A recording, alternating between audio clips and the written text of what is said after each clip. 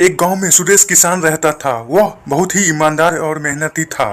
सुरेश गांव के जमींदार के यहाँ काम किया करता था। जमींदार बहुत ही बेईमान और खराब किस्म का आदमी था। अरे संजय, मैंने सुरेश को खेत में भेजा था, जरा उसे बुला कर आना तो। हम मालिक अभी बुला कर लाया। वह सुरेश को बुलाने चला जाता है। अरे सुरेश भाई, तुम्हें मालिक ने बुलाया है। मालिक ने तो मुझे खेत में काम करने के लिए बोला था। कोई जरूरी काम है, जल्दी जाओ नहीं तो आग बबूला हो जाएंगे। हाँ हाँ, जाता हूँ। सुरेश जमींदार के पास चला जाता।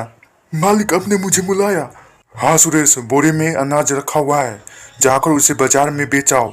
सुरेश अनाज लेकर बाजार जाता है। वह अनाज बेचकर पैसे लेकर घर आ रहा था। उसे चलते चलते शाम हो जाता है। मुझे जल्दी चलना होगा, नहीं तो बहुत रात हो जाएगा। वह चलते चलते जंगल में पहुंच जाता है। अचानक कहीं से कुछ चोर आता है और सुरेश को बहुत मारता है और उसका सारा पैसा लेकर भाग चला जाता। अरे चोर चोर चोर, मेरा पैसा लेकर भाग रहा है। वह चोर चोर चिल्लाता रहता, लेकिन उसका मदद करने वाला उस जंगल में कोई नहीं होता। ये सुरेश कहाँ मर गया? मैंने इसे अनाज बाजार में बेचने के लिए भेजा था, लेकिन ये अभी तक नहीं आया। मालिक, कहीं ये सुरेश पैसे लेकर तो नहीं भाग गया? और ऐसा हुआ तो उस सुरेश के बच्चे को मैं छोड़ूंगा नहीं। बहुत देर हो गया है, मुझे जल्दी जमींदार के पास जाना होगा। बेचारा सुरेश किसी तरह गांव में पहुंचता है। क्या रे सुरेश, इतनी देर कहाँ लगा दी? मालिक, दरअसल बात यह है कि कुछ चोर आपके सारे पैसे लेकर भाग गया। ये क्या बोल रहा है तू? मैं कुछ नहीं जानता, तुम कहीं से मेरे पैसे लेकर आओ।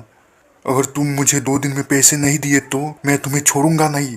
जहाँ यहाँ से जाकर पैसे लेकर आ। बेचारा सुरेश घर चला जाता है। वह सोच में पड़ जाता है, मैं कल जंगल जाकर चोर को खोजकर उससे पैसे छीन कर लाऊंगा। मेरे पास जमींदार को देने के लिए एक फुटी कौड़ी नहीं है।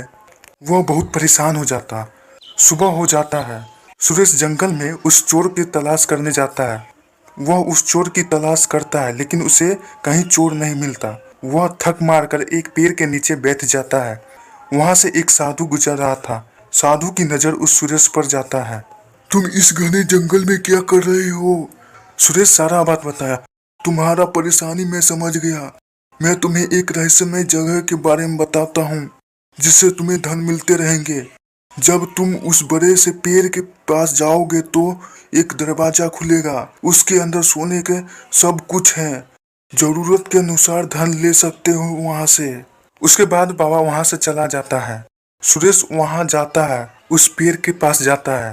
पेड़ के पीछे एक जादुई जगह था, जहाँ बहुत सारे खजाने थे। सुरेश उससे अपनी परेशानी दूर करता है। सुरेश उस जादुई खजाने की मदद से लोगों की मदद भी करने लगता।